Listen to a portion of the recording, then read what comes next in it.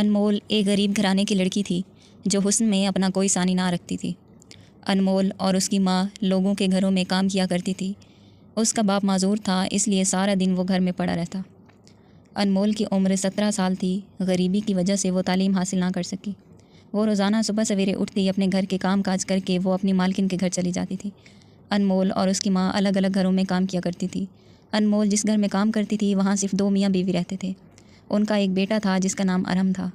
وہ کسی دوسرے شہر میں تعلیم حاصل کر رہا تھا۔ گرمیوں کی چھٹیاں ہوئیں تو ارم گھر واپس آ گیا۔ اگلے دن جب انمول گھر کام کرنے آئی تو ارم کی نظر اس پر پڑ گئی۔ ارم اس کی خوبصورتی سے بہت متاثر ہوا۔ وہ چاہ کر بھی انمول کے چہرے سے اپنی نظریں نہیں اٹھا پا رہا تھا۔ ارم نے انمول کے بارے میں ساری معلومات اپنی ماں سے لے لی تھی کہ وہ کہاں سے آتی ہے، اس کا والد کیا کرتا ہے اور وہ کتنے بہن بھائی ہیں۔ انمول جب گھر کے کام کرنے آتی تھی تو ارم اسے عجیب عجیب نظروں سے دیکھتا تھا۔ انمول یہ بات محسوس کر چکی تھی۔ انمول بھی دل ہی دل میں خوش ہوتی تھی کہ کوئی لڑکا اس کی طرف متوجہ ہو رہا ہے۔ انمول ابھی کچی عمر کی لڑکی تھی، اس لیے ارم کی لالچ بھری نظروں کو وہ نہ سمجھ سکی۔ دن گزرتے گئے۔ ایک دن انمول کو اپنی مالکن کے گھر میں دیر ہو گئی۔ ارم نے کہا کہ کافی رات ہو گئی ہے، میں اسے گھر چھوڑ آتا ہوں۔ ارم کے والدین نے بھی کہا ٹھیک ہے جاؤ۔ راستے میں دونوں پہلے تو خاموش رہے، مگر ایک جگہ ارم نے گاڑی روک کر انمول کا ہاتھ پکڑا اور کہا کہ میں نے تمہیں جب سے دیکھا ہے میں اپنے ہوش میں نہیں ہوں۔ میں تمہیں پسند کرنے لگا ہوں۔ 24 گھنٹے میں تمہارے بارے میں سوچتا رہتا ہوں۔ انمول نے کہا کہ میں بھی آپ کو بہت پسند کرتی ہوں، لیکن ہمارا کوئی جوڑ نہیں ہے۔ آپ ایک امیر گھرانے سے ہو اور میں ٹھہری غریب گھرانے کی لڑکی۔ وہ بولے جا رہی تھی اور ارم اس کے لبوں کو دیکھے جا رہا تھا۔ اچانک ارم نے انمول کے ہونٹوں پر اپنے ہونٹ رکھ دیے اور دونوں ایک خوبصورت وادی میں کھو گئے۔ کچھ دیر بعد ارم نے اسے گھر چھوڑا اور خود اپنے گھر واپس آ گیا۔ ارم بہت خوش تھا کیونکہ وہ اپنے گندے ارادوں میں کامیاب ہو رہا تھا۔ ادھر انمول رات بھر اس 2 پل کے سکون کے بارے میں سوچے جا رہی تھی جو اسے ارم نے دیا تھا۔ ارم نے انمول کو ایک موبائل بھی لے کر دیا تھا۔ جب وہ اپنے گھر میں ہوتی تو وہ ارم سے کال پر بات کیا کرتی تھی۔ ایک دن ارم کے والدین نے لاہور میں کسی شادی پر جانا تھا۔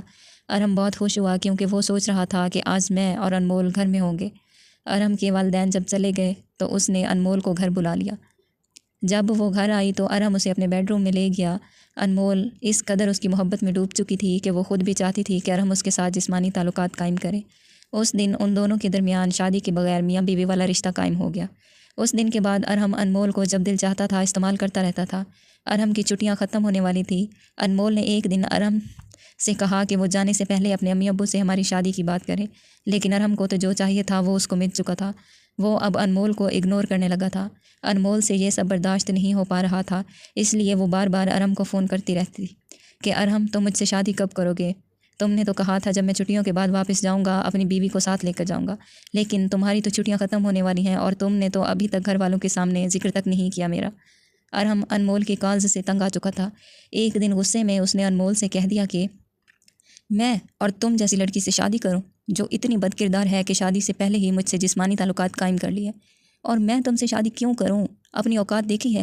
کہاں مجھ جیسا امیر زادہ اور کہاں تم جیسی غریب اور گوار لڑکی۔ اپنی خوبصورتی پر بڑا ناز ہے نا تمہیں؟ ارے تم جیسی ہزاروں لڑکیاں میرے آگے پیچھے کتوں کی طرح گھومتی رہتی ہیں۔ مجھے صرف تمہارے جسم کی ضرورت تھی، وہ بھی صرف چند دنوں کے لیے۔ اگر میرے بارے میں کسی کو بھی بتایا تو یاد رکھنا میں تمہیں اور تمہارے ماں باپ کو زندہ نہیں چھوڑوں گا۔ یہ کہہ کر ارم نے کال بند کر دی۔ انمول ارم کا اصلی روپ دیکھ چکی تھی۔ انمول بہت روئی، وہ ٹوٹ چکی تھی۔ ہر وقت وہ بجھی بجھی سی رہنے لگی۔